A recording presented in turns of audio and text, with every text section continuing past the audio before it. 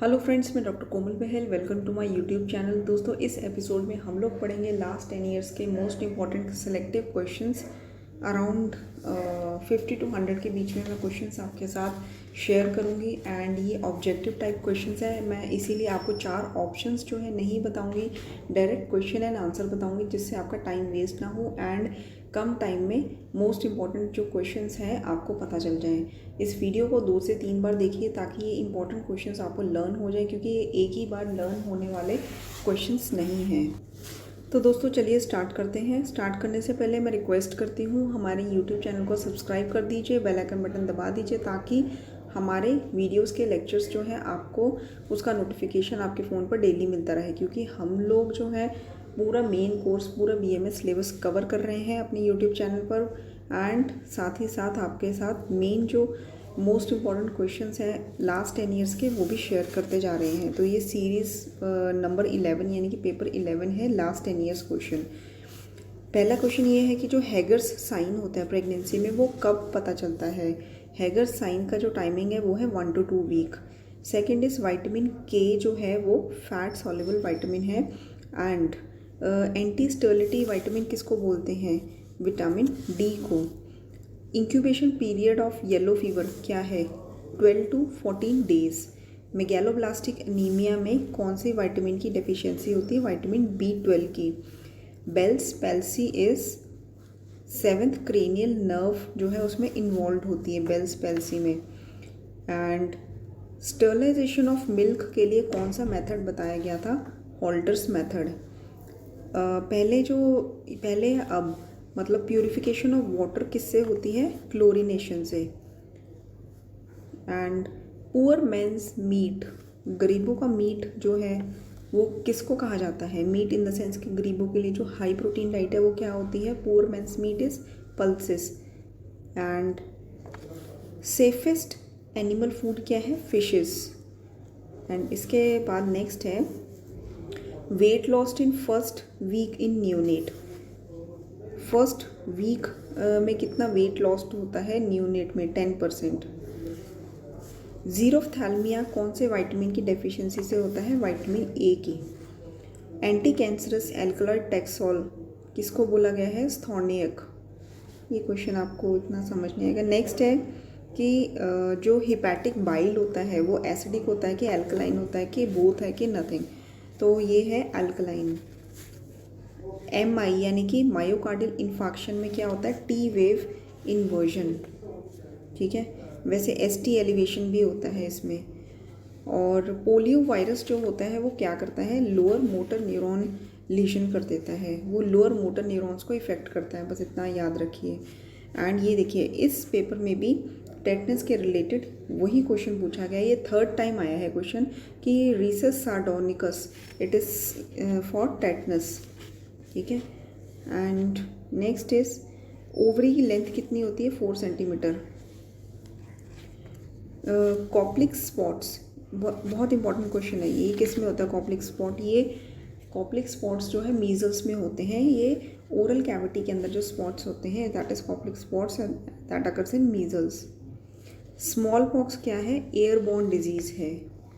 And जो vector है sleeping sickness का, उसका क्या नाम है? CC flea. ठीक है, CC मतलब TSE, इसमें T साइलेंट रहता है, तो CC fly, that is the vector of sleeping sickness. जो गैस्ट्रिक अल्सर्स होते हैं, पेट में जो अल्सर्स होते हैं, वो पेट पे कहाँ पर ज़्यादा होने के चांसेस रहते हैं? लेसर कर्वेचर पर। जो विडाल टेस्ट पॉजिटिव आता है वो कब आता है? 2nd वीक में। एंड HGS को क्या बोलते हैं? सिनेबार। पारद का जो खनिज है वो क्या है? सिनेबार। नेक्स्ट इज कि पुष्पांजन, ये किसको बोलते हैं? पुष्पांजन का क्या फॉर्मूला होता है? ZNO, zincite. ठीक है, ऑल्सो कॉल्ड पुष्पांजन।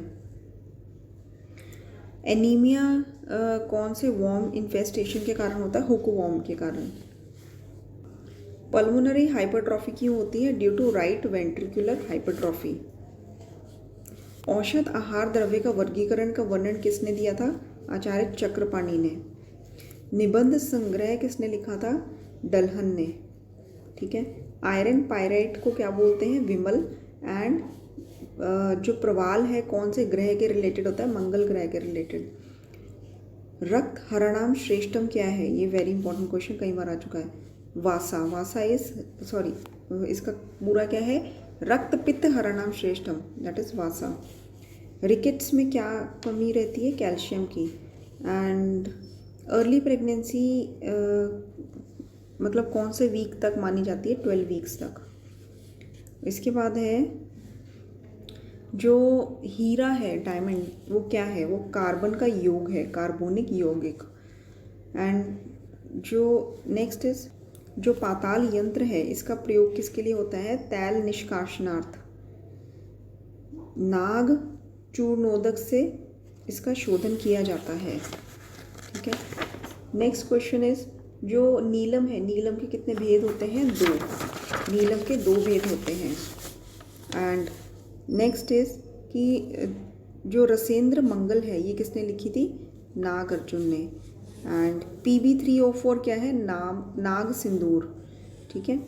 नेक्स्ट इसकी जो मुक्ता है, मुक्ता इज प्रणिज रतन। ठीक है।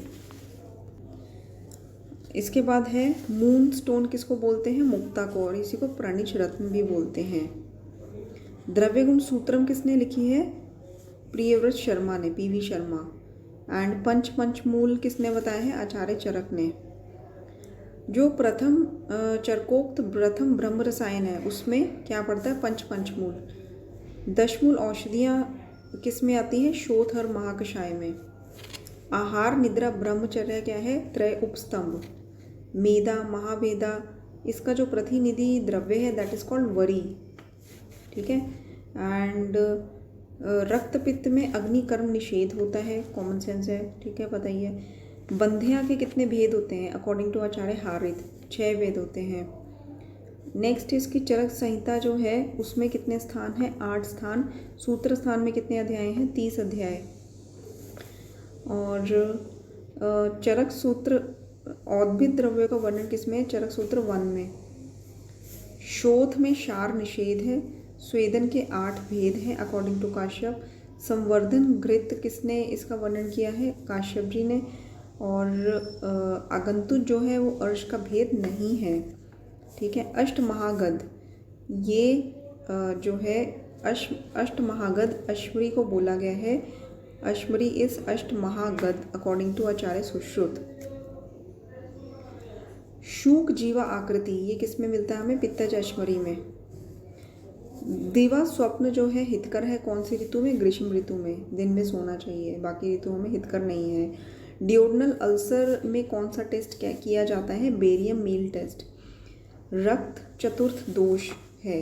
रक्त को चतुर्थ दोष किसने माना है? आचार्य सुश्रुत ने। आचार्य चरक के अकॉर्डिंग उदर रोग कितने होते हैं? 8।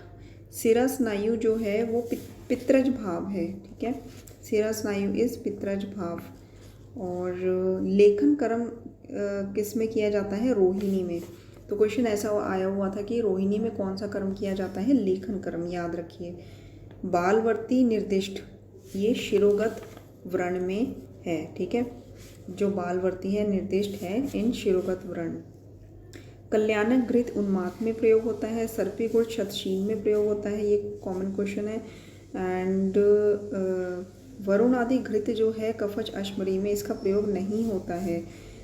कुचला की बीज मज्जा का प्रयोग किया जाता है।